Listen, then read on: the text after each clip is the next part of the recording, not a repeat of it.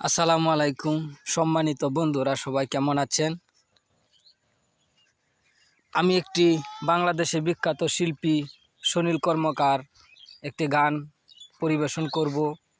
সবাই এই বিশ্ববাগানে শাহিনী রাঞ্জনে মানুষ দিয়া আল্লাহ ফুটাইছেন ফুল রে, মানুষ দিয়া আল্লাহ ফুটাইছেন ফুল। এই বিশ্ববাগানে শাহিনী রাঞ্জনে মানুষ দিয়া ফুটাইছেন ফুল রে, মানুষ দিয়া আল্লাহ ফুটাইছেন ফুল।